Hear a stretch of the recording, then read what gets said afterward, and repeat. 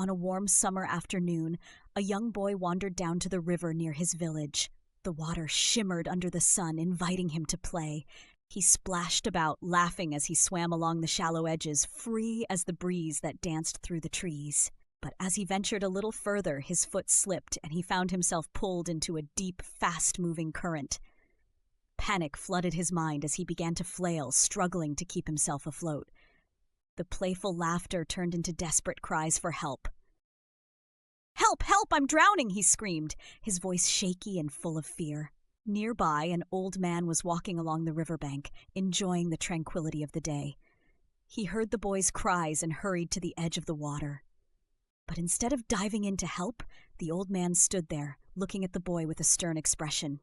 "You shouldn't be playing in the water like that," the old man shouted from the safety of the shore. "If you had been more careful, you wouldn't have fallen in."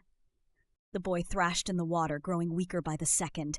Exhausted and terrified, he shouted back, "Please help me first.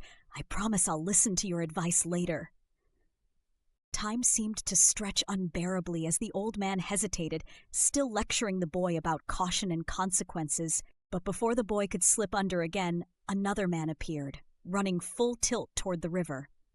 Without a word, this new figure leapt into the water, battling the currents with strong, determined strokes. Reaching the boy, the man grabbed hold of him and pulled him safely toward the shore.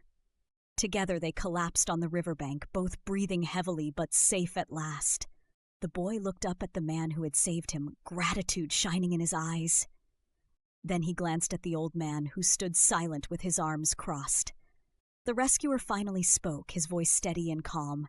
"Advice has its time and place, old man, but when someone is drowning, action speaks louder than any words." The old man frowned, saying nothing, while the boy nodded in understanding. And so the young boy learned 2 lessons that day, one about the river's dangers, and another about the power of stepping up when it really matters.